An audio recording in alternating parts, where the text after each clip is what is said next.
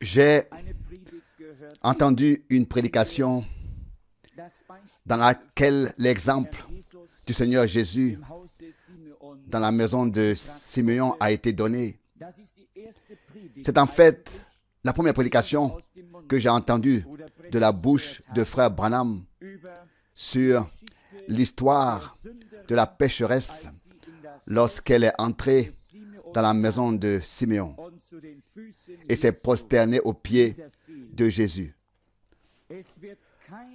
Pas une seule phrase qu'elle ait prononcée n'est rapportée. Pas une seule phrase. Il n'est fait état que de son entrée dans la maison. Il n'est question ni de son lavement des pieds, ni de son accueil, ni de son onction. Il est seulement rapporté qu'elle est tombée aux pieds de Jésus et qu'elle a pleuré. Et qu'elle a pleuré à telle manière qu'il y avait suffisamment d'eau pour laver les pieds du Seigneur. C'est très différent de l'effort que nous nous faisons pour pouvoir pleurer quelque chose.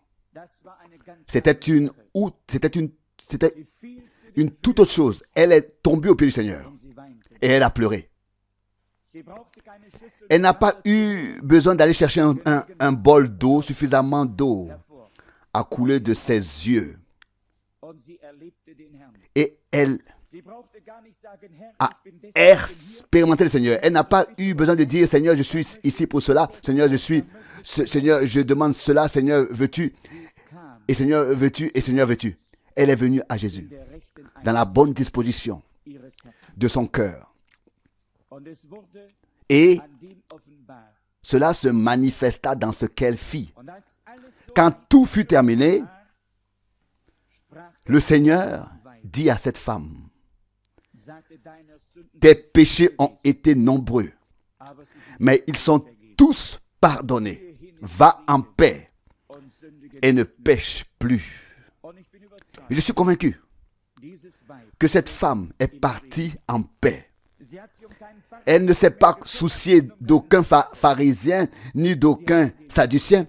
Elle avait fait l'expérience du Seigneur. Et elle était heureuse de pouvoir être aux pieds de Jésus. Je crois que nous devons revenir au commencement, au début. Après toute cette haute connaissance, après tout cet enseignement profond, après toute cette révélation prophétique, nous devons revenir aux pieds de Jésus et laisser là libre cours à nos larmes pour sa grâce et sa fidélité, pour ce qu'il a fait pour nous. Nous qui étions condamnés, qui n'aurions pas pu nous faire voir et entendre de Dieu, avoir reçu la grâce de lui, d'avoir reçu sa grâce pour toujours, pour l'éternité, pour toute éternité. Nous pouvons être au pied de Jésus et entendre alors les paroles de grâce de sa bouche. La femme n'avait aucune représentation, imagination personnelle de son expérience avec le Seigneur. Elle n'est pas venue et dit, Seigneur, je désire le baptême du Saint-Esprit ce soir. Elle n'est pas venue en disant, Seigneur, si tu ne fais pas ceci ou cela ce soir, je ne sais plus où je suis, où j'en suis. Rien de tout cela ne s'est produit. Elle n'a rien dit du tout. Son cœur criait à Dieu, vers Dieu. Elle savait que si je me trouvais au pied du Maître, il saura, lui, quoi faire de moi. Il sait ce dont j'ai besoin. Il sait pourquoi je crie. Il sait où se trouve ma préoccupation. Si je viens seulement au pied du Maître, alors je suis aidé. Et elle a aidé. Elle a été aidée. Elle n'avait pas de liste de souhaits, de requêtes. Elle n'a pas apporté d'arguments. Elle est venue telle qu'elle était et a fait l'expérience du Seigneur, devenue silencieuse aux pieds de Jésus. Elle s'est dit, si je suis ici, quoi qu'il dise, ce sera juste. Tout ce qu'il fera, ce sera bien fait. Quand ces jours, nous réussissions à déchirer notre propre liste de requêtes et d'être au pied de Jésus de la même manière. Que nous puissions, à cause de la grâce de Dieu qui nous a été accordée, pleurer une fois de tout notre cœur en présence du Seigneur. Laissez une fois de tout cœur libre cours à nos larmes à cause de la grâce et de la miséricorde qui nous ont été accordées. Alors, tout le reste viendra de lui-même. Viendront alors des expériences auxquelles nous n'avons pas du tout pensé sur le moment, que nous ne voulons pas du tout avoir de manière contractée. Celui qui vient de manière contractée ne recevra de toute façon rien. Il partira comme il est venu. Mais celui qui se rend au pied du Seigneur avec humilité et ne dit pas, Seigneur, fais ceci maintenant. Seigneur, je veux cela. Seigneur, tu sais que j'ai cela. Oublions tout cela. Il sait ce dont nous avons besoin. Il sait pourquoi nous sommes réunis ici. Il connaît nos préoccupations, nos requêtes. La seule chose dont nous avons besoin, c'est de nous prosterner aux pieds de Jésus, dans la poussière et la cendre, et laisser libre cours à nos larmes. Ce qui s'est passé en ce moment dans cette femme, nous pouvons tous à peine l'imaginer. En présence du Maître lui-même, non pas dans une discussion sur la haute connaissance, non pas sur des problèmes doctrinaux. Elle avait une chose à cœur, qu'une seule chose. Si seulement j'arrive là où se trouve ce Seigneur et Maître, le Seigneur et Maître, et que je me jette à ses pieds, tout le reste, lui, il le saura. Tout le reste, il le fera. Et c'est l'attitude avec laquelle je suis venu dans cette réunion. Ne pas dire au Seigneur, fais ceci ou cela. Que cela soit loin de nous. Nous venons avec l'attitude suivante. Seigneur, nous voulons être à tes pieds et demeurer devant ta face. Rester devant ta face, demeurer, rester là, afin que jusqu'à que tu puisses faire en nous ce que tu juges bon à cette heure. Et je voudrais dire à tous ceux qui n'ont peut-être pas eu l'occasion d'observer le développement et l'édifice au sein de l'Église du Seigneur au cours des dernières années, aussi précisément que nous le faisons en ce lieu, et j'aimerais le redire à tous, Dieu a un chemin avec l'Église. Cette voie, ce chemin a été défini avant même la fondation du monde. Il n'y a pas de hâte pour cela, il n'y a pas de retard non plus pour cela. Notre Dieu balaie tous les obstacles et les élimine des deux côtés, à tel point que tous en perdent la vue et l'ouïe. Notre Dieu est tout-puissant. Il a suffisamment parlé et a révélé sa parole et sa volonté. Après toutes ces années d'enseignement, une purification profonde et une repentance ont éclaté. L'Esprit de Dieu a commencé à agir d'une manière très particulière et à se frayer un chemin. Combien de temps cet état durera? Je ne le sais pas. Mais je sais une chose, c'est que tout ce que Dieu fait a une validité éternelle et que cela est et doit être nécessaire avant que ce que nous attendons puisse être manifesté. Nous pouvons dire avec certitude absolue que Jésus n'est jamais en retard. Si seulement nous trouvons notre chemin vers lui, non pas avec des accusations, non pas avec des reproches, non pas avec des arguments, mais tout simplement en laissant libre cours à nos larmes de reconnaissance, comme nous l'avons déjà entendu dans la parole du psaume. L'Éternel a fait de grandes choses parmi les nations. Il ne faut pas que quelque chose se répande qui apporte le trouble parmi le peuple de Dieu. Il est écrit, il y a un repos pour le peuple de Dieu. Il y a un repos présent pour le peuple de Dieu. Et si nous faisons partie du peuple de Dieu, ce repos nous est acquis. Et celui qui a trouvé le repos en Dieu se repose de toutes ses propres œuvres. Et c'est ce que nous voulons justement. Nous voulons nous reposer de nous-mêmes et de nos propres œuvres, afin que Dieu puisse accomplir lui ses œuvres à travers nous et avec nous. Et cela, nous devons le comprendre. Il n'est pas écrit qu'il y a un repos présent pour tous les hommes ou pour tous les 10 chrétiens. Il y a un repos présent pour le peuple de Dieu. Et en ce moment, nous pouvons prétendre, nous pouvons revendiquer être le peuple de Dieu. Et c'est pourquoi ce repos nous est accordé et nous pouvons entrer dans ce repos. Et alors, nous en avons fini avec nos propres œuvres et nous avons remis à Dieu la pleine responsabilité pour son œuvre. J'en suis arrivé là où j'ai dit au Seigneur, c'est toi qui portes la responsabilité pour ton Église et non moi. On pourrait mourir d'une mort prématurée si on se laissait accabler par le fardeau et les difficultés, et on périrait avec, et même déjà à l'adversité. Mais si l'on comprend que c'est le Seigneur qui a pris la pleine responsabilité, alors nous devenons silencieux dans le Dieu vivant. Et dans ce silence, nous serons secourus. C'est la parole que le Seigneur m'a ordonné de lire.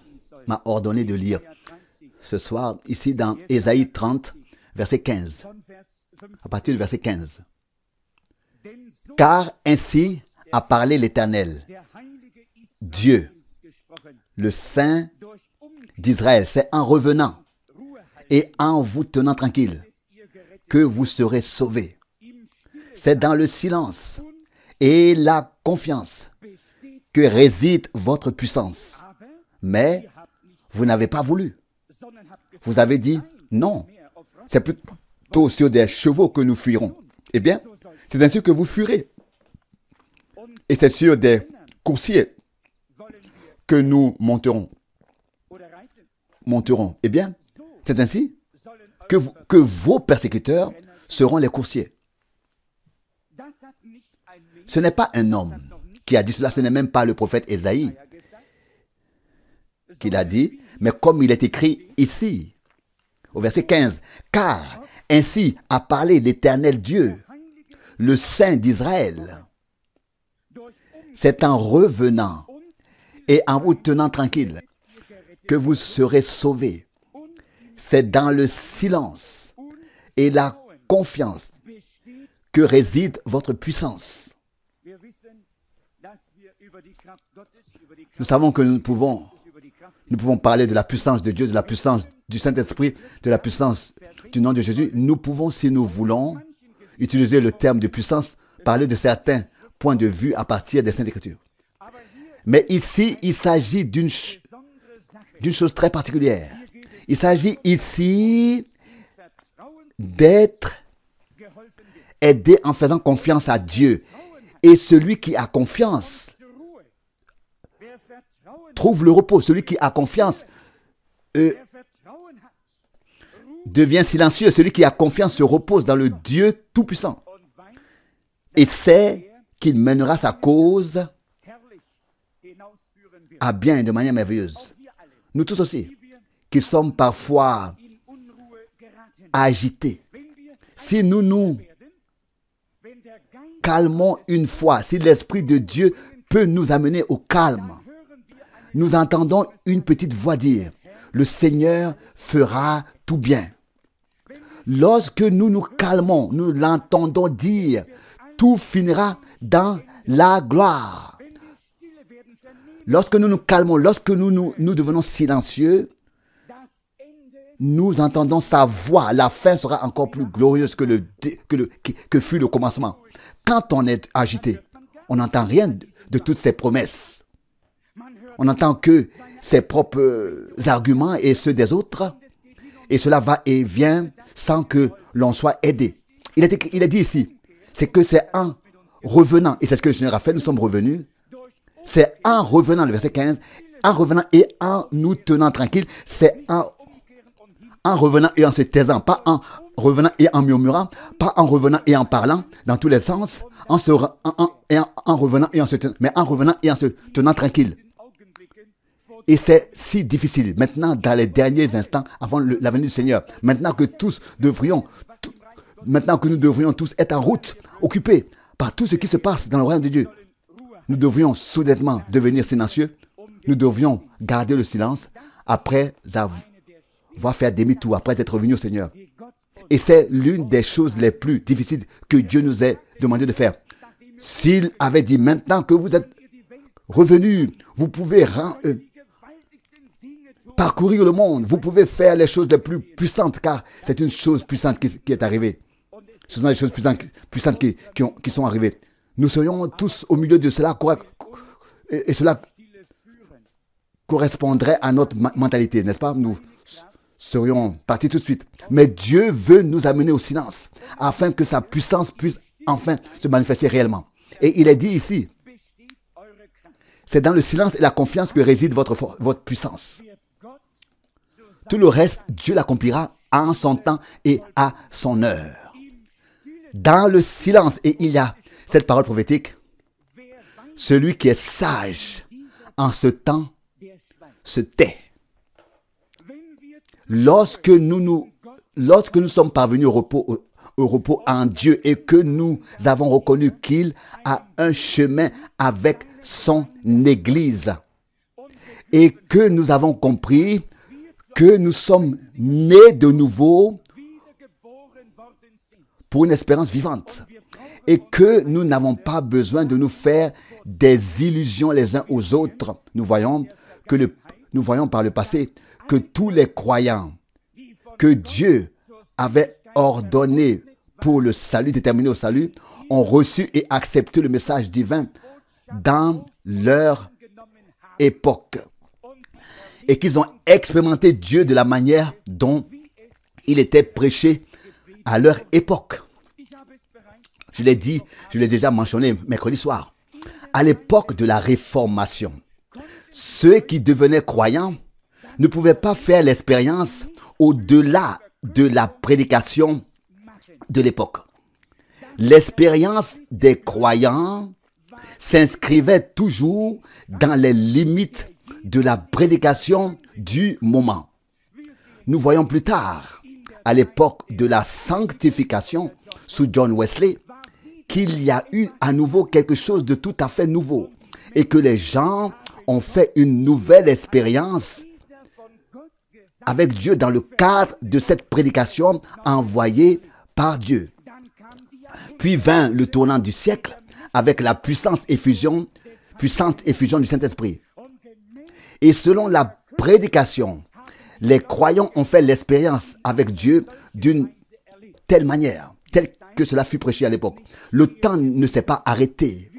Nous ne pouvons pas revenir en arrière aujourd'hui et ramener les années passées. Nous ne pouvons pas revenir au tournant du siècle et faire revivre ici une expérience de Pentecôte telle qu'elle était à l'époque. À moins que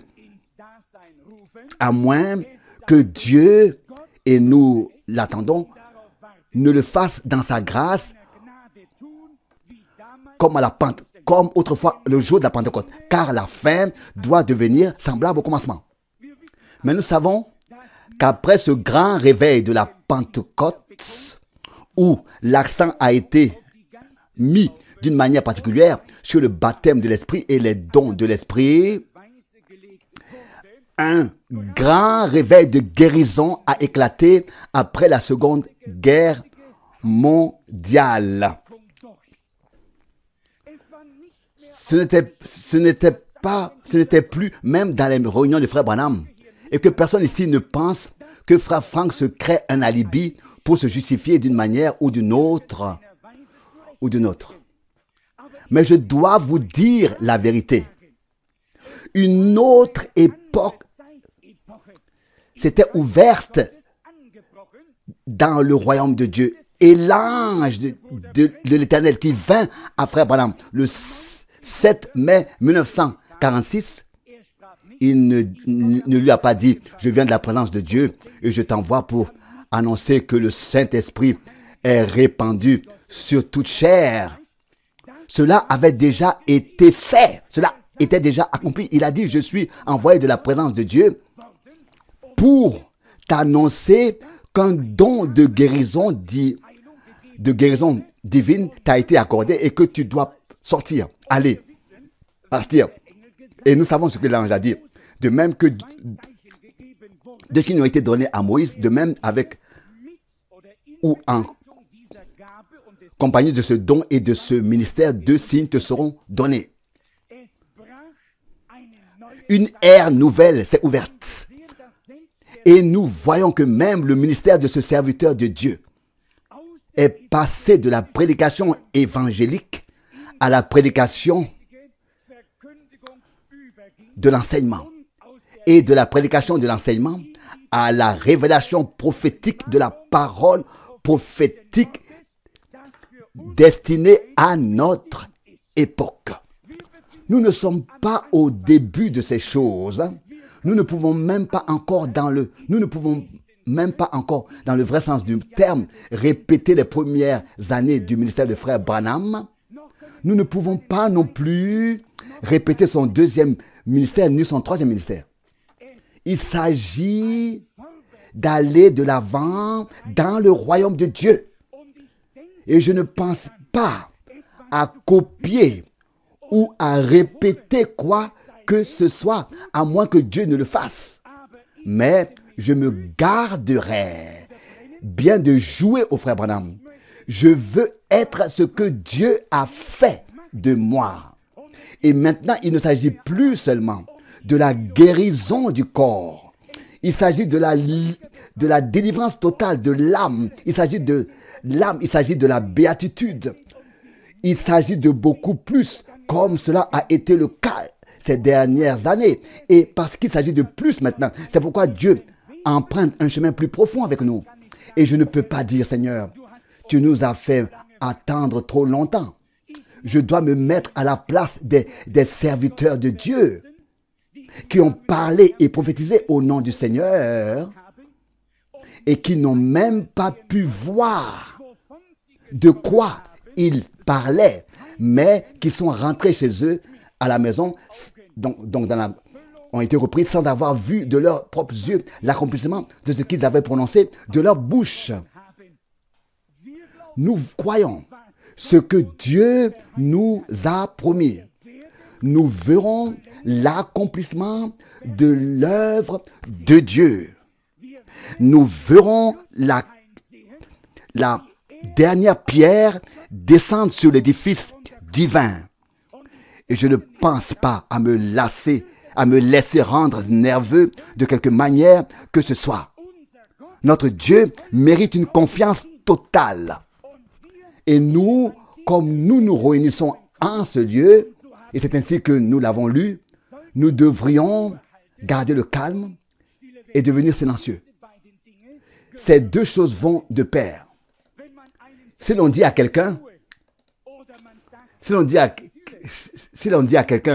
tiens-toi tranquille, ou si on lui dit, sois silencieux, c'est presque la même chose. L'un peut se rapporter à des actions et l'autre à des paroles. Si quelqu'un veut faire quelque chose, on peut lui dire, tiens-toi tranquille. Alors il sait alors qu'il n'a pas besoin de faire quoi que ce soit à ce moment.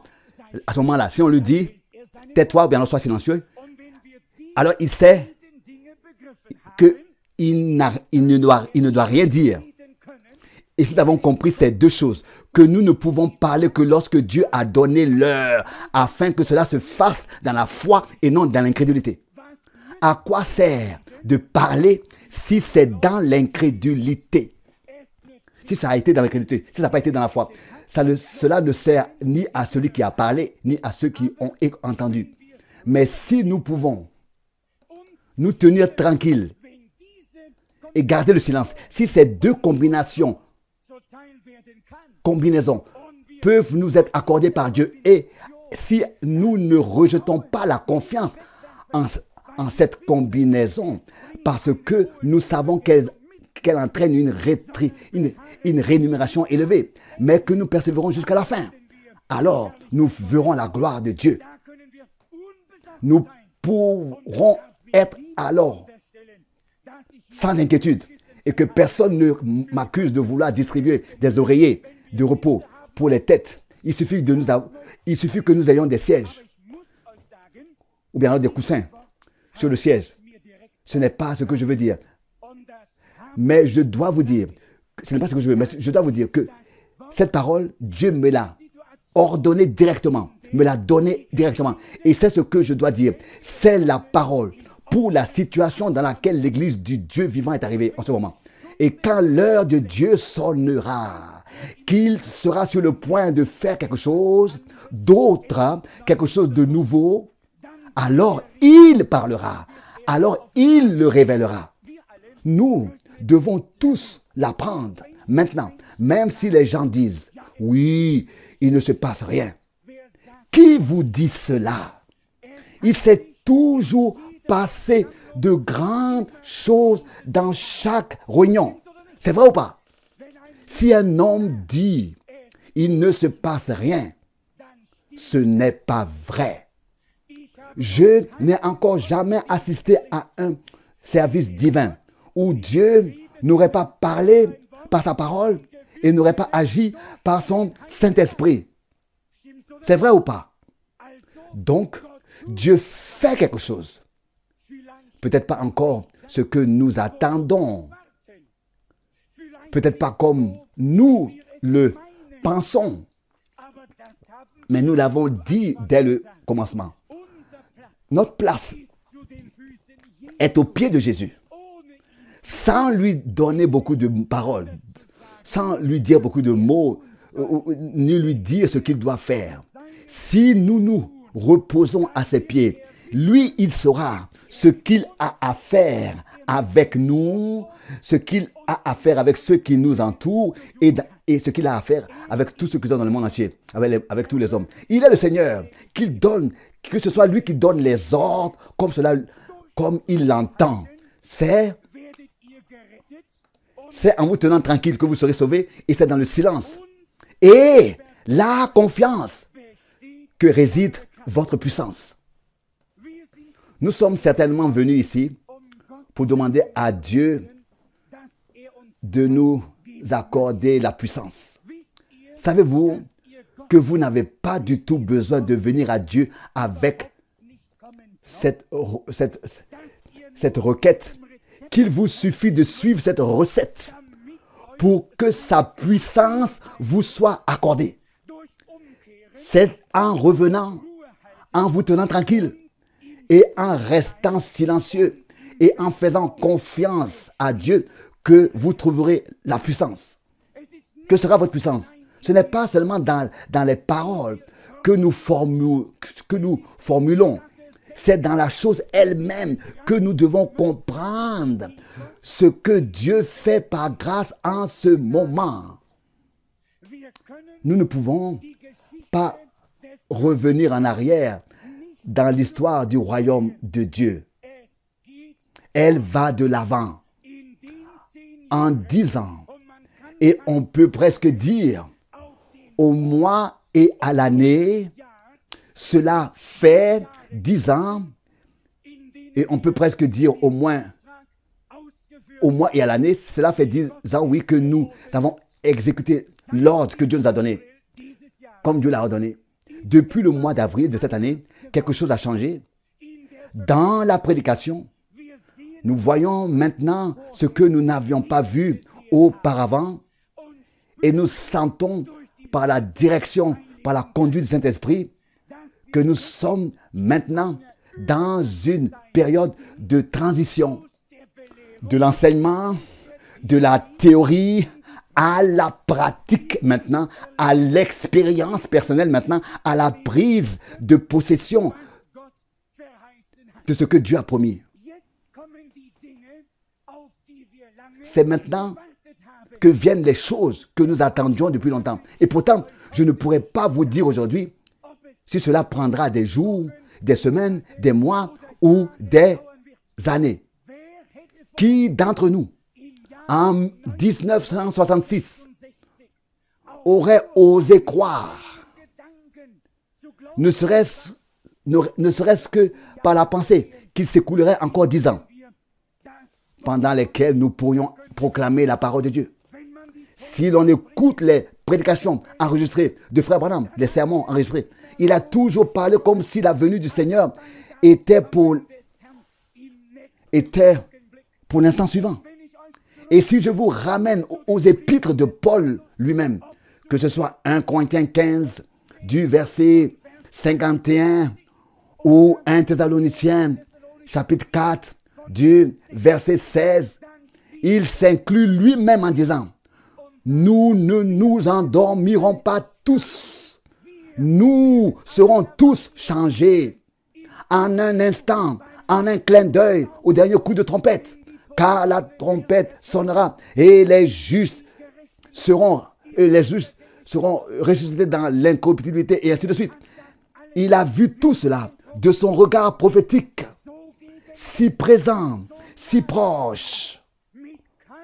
Pas un instant, le grand homme de Dieu n'a pensé que près de 2000 ans s'écouleraient avant que ce qu'il attendait puisse être accompli. Si nous demandions à tous les serviteurs de Dieu, les choses divines étaient si vivantes, si présentes en eux. Ils les vivaient chaque jour, ils les expérimentaient chaque jour, parce qu'ils marchaient avec Dieu, dans la présence de Dieu. Ce n'était pas une chose morte, c'était une foi vivante qui les maintenait dans la présence de Dieu. Et ils étaient dans cette grande attente de ce que Dieu allait faire. De la même manière, c'était avec Frère Branham, et surtout depuis l'ouverture des 7 sceaux. La question a été posée: le temps de grâce est-il maintenant terminé? Il a dit: on dirait bien que oui. Il n'a pas dit oui ni non. Il a dit: il semble bien que ce soit le cas. Et nous avons maintenant tant d'années après, et nous pouvons dire: c'est encore le temps de la grâce. Dieu est encore miséricordieux comme il l'est, comme il a toujours été. Mais pour lui, Frère Branham, c'était tellement présent. C'était si proche. Il a vu l'épanouissement du royaume de Dieu, qu'il s'y attendait à chaque instant. Et nous tous, nous y avons compté. Et nous y comptons encore. Mais nous ne pouvons pas fixer le temps à Dieu. Nous ne pouvons pas lui faire de reproches. Ne pensez-vous pas que je dormirais mieux si les malades étaient guéris, si les morts ressuscitaient, si les estropiés étaient guéris? Ne pensez-vous pas que mon système nerveux s'en porterait mieux? Et si quelqu'un doit être dans une situation de détresse et dans un état terrible, ben c'est bien moi.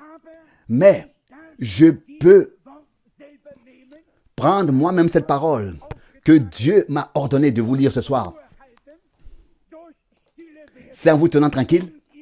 C'est dans le silence et dans la confiance, dans le Dieu tout-puissant, dans la conviction qu'il fera toutes choses bien, que réside ma puissance. Louange et remercié soit le Dieu vivant. Et cette parole, le Seigneur me l'a donnée peut-être 2 heures avant le service divin. Et il m'a dit: dis à mon peuple, voici l'heure à laquelle nous sommes arrivés. Et c'est l'image qui s'applique à nous. Malheur à celui qui dit maintenant: nous irons sur des chevaux, nous ferons ceci et cela. Nous devrons alors fuir comme devant des chevaux qui nous poursuivent. Les choses que nous voulons faire à la hâte nous poursuivront, deviendront nos ennemis et nous paralyseront dans notre course. L'avez-vous entendu? Ça, c'est l'Esprit de Dieu qui vient de le dire, ce n'est pas moi. Les choses que nous voulons faire à la hâte, mais que nous ne pouvons pas faire, deviennent nos ennemis, nous poursuivent sur notre chemin et paralysent notre puissance. Mais si nous pouvons garder notre calme et rester tranquille, nous tenir tranquilles et rester silencieux, alors Dieu recevra ce qui lui revient de plein droit. Si nous trouvons notre place au pied de Jésus et que nous le remercions du fond du cœur pour la grâce et le privilège d'avoir entendu sa parole devant des millions de personnes de cette génération, si nous nous inclinons devant l'escabeau de ses pieds et si nous cherchons sa face, alors il nous parlera et nous renverra justifiés et bénis. C'est en vous tenant tranquille que vous serez sauvés. Et c'est dans le silence et la confiance que réside votre puissance. Mais il est écrit alors, mais vous ne l'avez pas voulu. Non, vous avez dit non, non, non, non, ce n'est pas possible. Ce n'est plus possible, nous devons. Oubliez ce n'est plus possible. Oubliez, nous ne devons rien du tout. Nous ne devons rien faire du tout. Nous devons nous taire et garder le silence, nous tenir tranquilles et garder le silence. Et tout le reste, Dieu, lui, le fera en son temps. Sinon, nous nous ferons des ennemis qui nous empêcheront d'avancer sur le chemin de la foi. Avez-vous compris cela? Et ce seront des obstacles que nous nous serons mis nous-mêmes sur notre propre chemin. Sur notre chemin. Avez-vous tous compris cela? Jusqu'au dernier, que nous devons simplement entrer dans le repos de Dieu. Je ne parle pas de s'endormir spirituellement, je ne parle pas de cela. Je veux dire que dans le royaume de Dieu, on doit comprendre que rien n'a été fait selon sa propre volonté, selon la propre volonté d'un homme. Et rien ne sera fait selon la volonté d'un homme.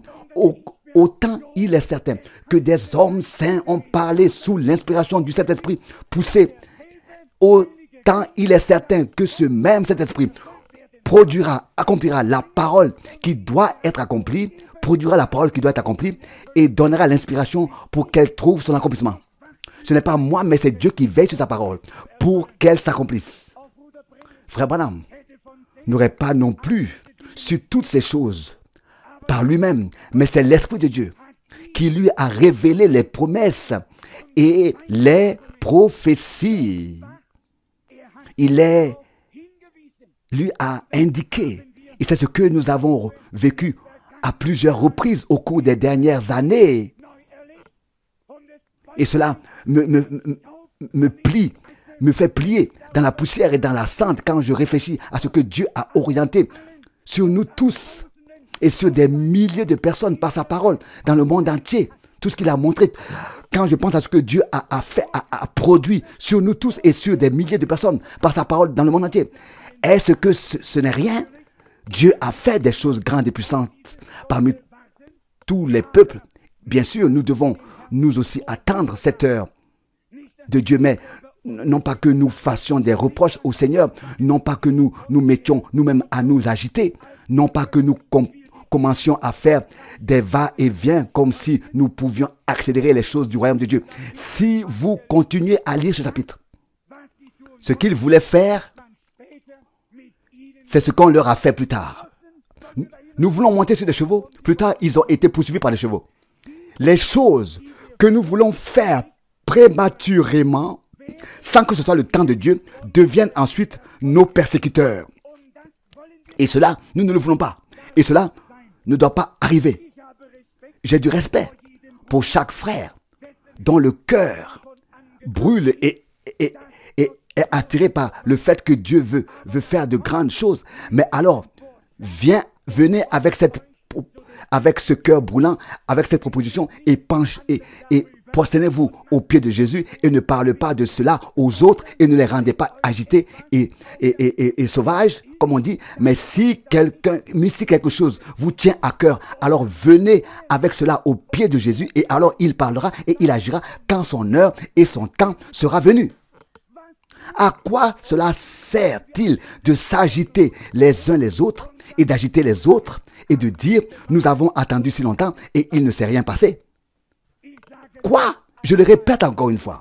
Celui qui ose dire qu'il ne s'est rien passé c'est que ses yeux n'ont pas encore été loin de l'onction divine. Car ce qui se passe maintenant est plus grand que ce qui s'est passé dans tout le passé. Dieu ne recule pas avec l'Église. Dieu va de l'avant avec elle. Et l'heure doit être proche. Mais nous devons comprendre cela. Ne pas nous inquiéter les uns les autres. Nous agiter les uns les autres maintenant et dire, nous avons attendu si longtemps. Une année est passée après l'autre. N'est-ce pas déjà écrit dans les prophètes? Ils disent, oh, les prophéties que celui-ci prononce à la suite de révélations se prolongent d'année en année. Mais dis à la maison d'Israël, désormais, il n'y aura plus de retard. Mais ce que moi, le Seigneur, j'ai dit, s'accomplira. Mais le jour et l'heure doivent venir pour que cela s'accomplisse. Personne ne peut dire à ce stade, frère Franck, fais-le toi-même. Qui suis-je? Je dois l'attendre comme tout le monde.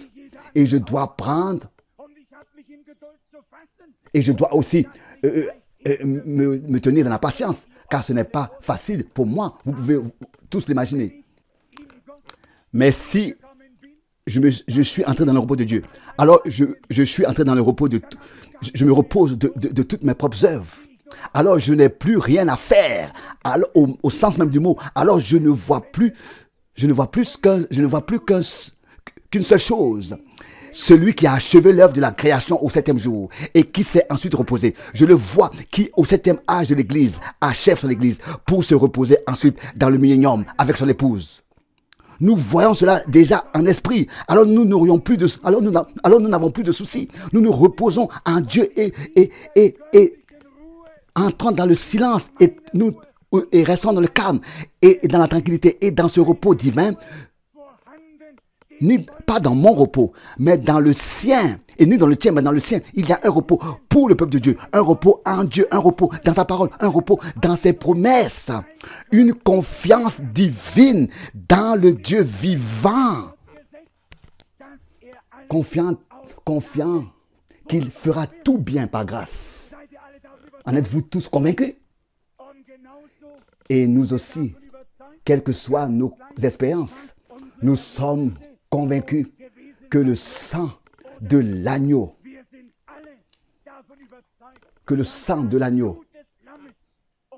nous a lavés, que nous avons connu la parole de la vérité et que nous appartenons à Jésus-Christ, qui nous achèvera et que sans nous, qui faisons partie de l'épouse, il n'y aura pas de festin de noces dans le ciel. Il doit perfectionner son église épouse avant que les noces puissent avoir lieu. Et parce que nous en faisons partie, nous prenons patience et savons qu'il fera bien les choses. Louange et remerciement à son nom glorieux. J'aimerais maintenant poursuivre la lecture de ce chapitre à partir du verset 19. Oui, peuple de Sion, qui habitait Jérusalem, tu ne pleureras pas sans cesse. Certes, il te fera grâce de ton appel au secours. Dès qu'il l'aura entendu, il t'exaucera. N'est-ce pas là une merveilleuse consolation? Peuple de Sion, pas de Babylone. De Sion, à Sion, pas à Babylone, mais à Sion. Nous sommes revenus à la montagne de Sion, à la ville du Dieu vivant. Et comme le dit Paul, à la Jérusalem, au juste accompli. Nous sommes revenus au Dieu vivant et à la cité de Dieu. Toi, le peuple qui est à Sion et qui habite à Jérusalem. Tu ne pleureras pas sans cesse, certes. Dès aujourd'hui, personne n'a besoin de pleurer, dans le sens de se lamenter, car Dieu a exaucé nos prières. Il a vu notre misère. Il a entendu notre cri de détresse. Et lui-même n'attend que l'heure qu'il a fixée pour cela, conformément à son dessein de salut. Arrive, oui, peuple à Sion, qui habite à Jérusalem. Oui, peuple à Sion, qui habite Jérusalem, tu ne pleureras pas sans cesse. Certes, il te fera grâce. Il redit le verset 19, de ton appel au secours. Il a entendu notre appel au secours. Et c'est lui-même où le prophète dit ici, certes, il te fera grâce. Soit nous le croyons, soit nous ne le croyons pas.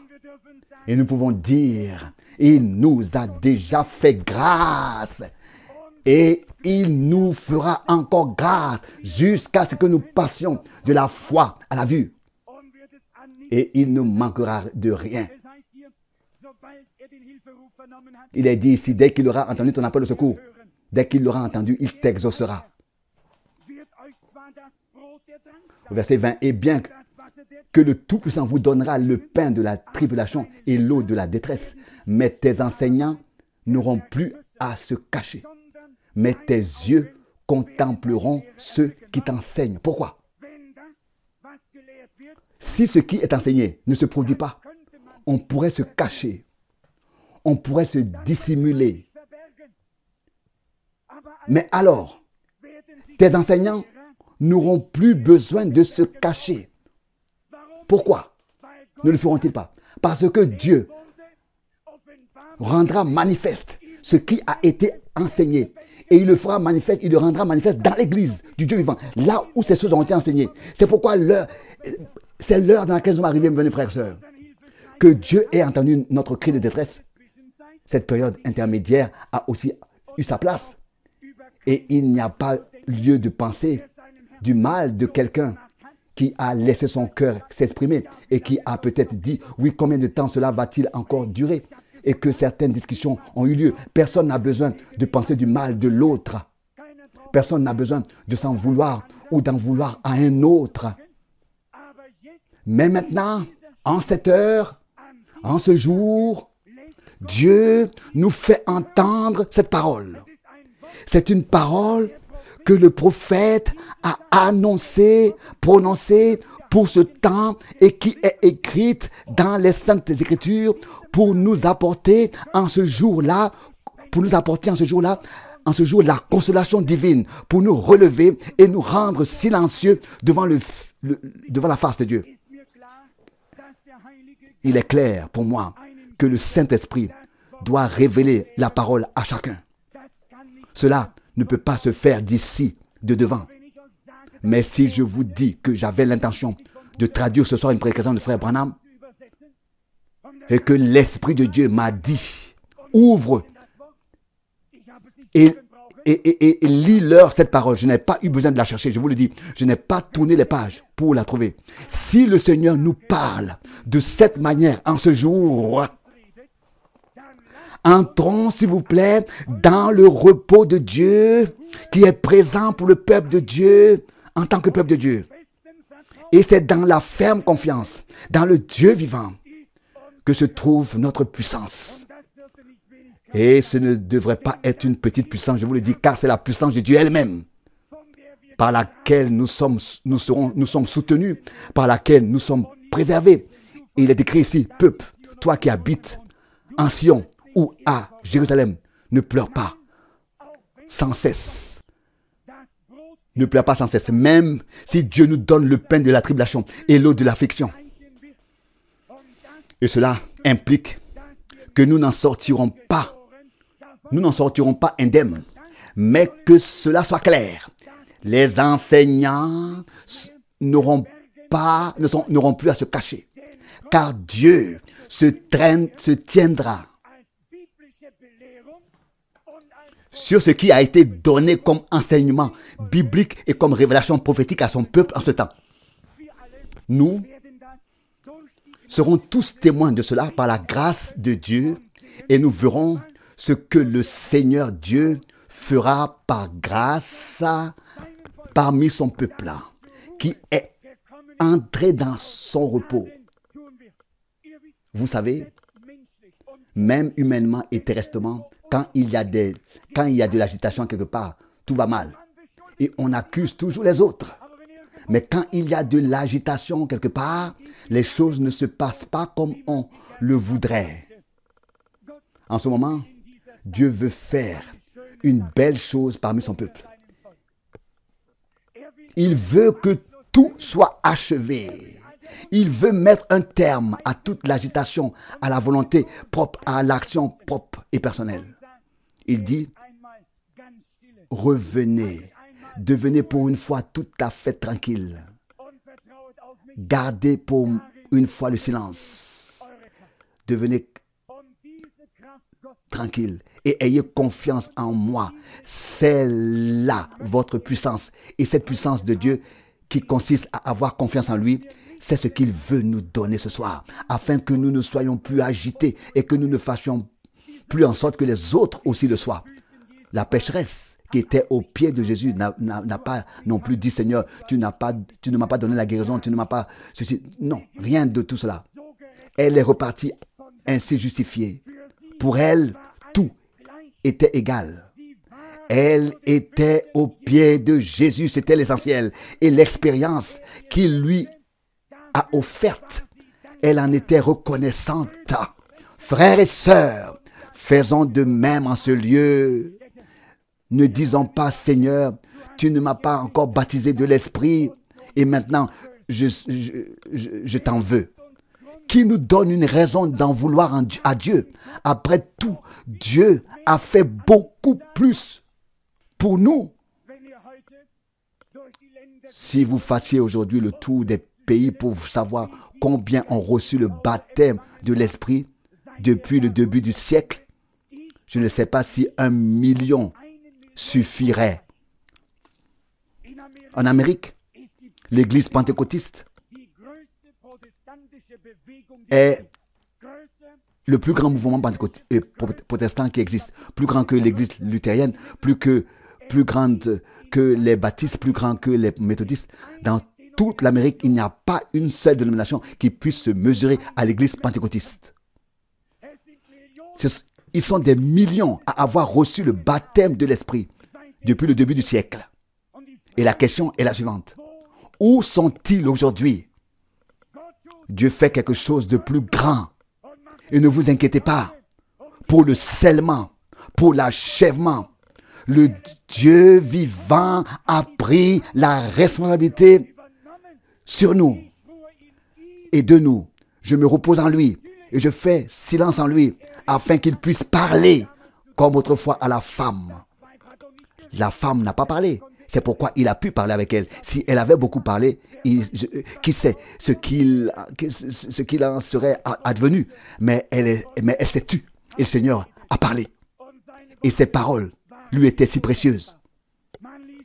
On ne lit rien de ce qu'elle a dit, ni en arrivant, ni en partant, ni pendant qu'elle lui lavait les pieds. Son cœur aurait peut-être parlé des volumes lorsqu'elle était au pied du Maître. Elle était tellement bouleversée, touchée, tellement privilégiée d'être là. Elle devait être consciente de ce qui lui avait été donné, d'être là, au pied du Maître. Sinon, il était toujours en route, priant pour les malades, harcelé par la foule. Mais ici, personne ne s'occupait vraiment de lui. Ici, elle pouvait s'occuper de lui. Ici, elle pouvait se prosterner à ses pieds et faire de la place à son cœur. Pas à ses lèvres, pas en parole, son cœur. Dieu le lui avait ouvert et ses larmes s'en échappaient. C'est ce dont nous avons besoin ce soir. Remerciez le Seigneur pour ce qu'il a fait. Remerciez-le pour ce qu'il a fait. Le ministère d'évangélisation a été suivi par l'enseignement des vérités bibliques qui ont été restituées à l'Église selon le modèle chrétien primitif. Et ensuite est venue la révélation prophétique, l'ouverture des sceaux et tout ce qui est lié au mystère de Dieu. Maintenant, tout cela est derrière nous et nous nous dirigeons lentement vers le mont Carmel. Nous nous dirigeons lentement vers le mont Carmel. Mais ce n'est pas en bas, mais en haut que la chose sera révélée. Et nous devons simplement faire preuve de patience. Et les Écritures disent, soyez patients Vous avez besoin de patience afin d'obtenir les promesses de Dieu après avoir accompli la volonté divine. C'est à cette patience que nous devons nous atteler. Et je vous assure encore une fois que c'est moi qui ai le plus de mal. Vous pouvez me croire.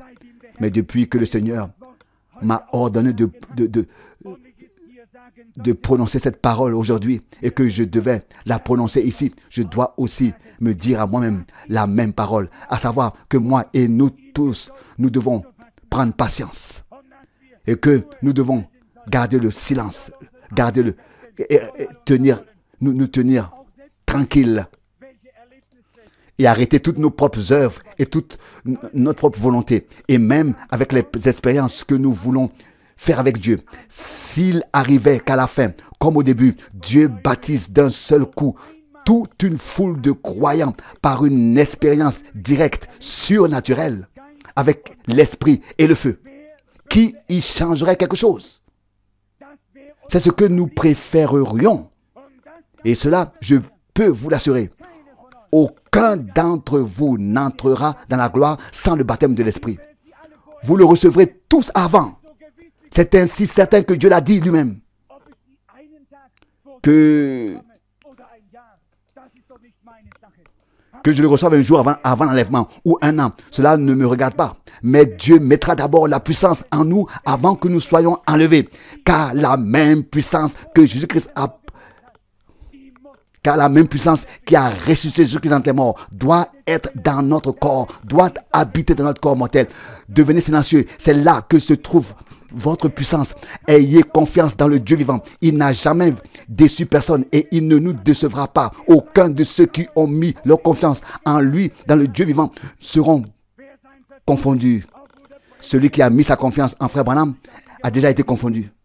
Et lorsque l'année 77 passera, beaucoup d'autres seront encore confondus.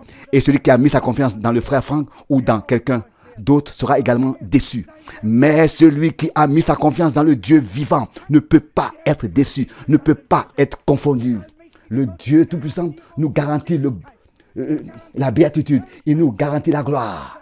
Et il a promis, le sang de l'agneau a coulé pour notre réconciliation, pour le pardon de nos fautes et de nos péchés. Et aussi sûr que Jésus-Christ s'est vidé de son sang sur le tronc de la croix. Aussi sûr que nous sommes, aussi certains, nous sommes aussi lavés et purifiés et que nous sommes la propriété. Aussi certains, nous sommes aussi la propriété de Jésus-Christ pour le temps et pour l'éternité. Et tout comme il est certain qu'il ne peut y avoir de fête de noces sans une assemblée, sans une église, sans l'église épouse, il est certain qu'il achèvera son église épouse. Loué soit le nom du Seigneur, notre Dieu, pour sa parole de consolation, de force, de puissance et de courage qu'il nous a donné ce soir-là par grâce. Et que le monde entier entende et que le monde entier écoute, que le Dieu vivant a tourné sa face vers nous pour la bénédiction et l'accomplissement et la révélation de la puissance de son nom et la confirmation de sa parole éternelle. Loué soit son nom depuis le lever du soleil jusqu'à son coucher. Amen.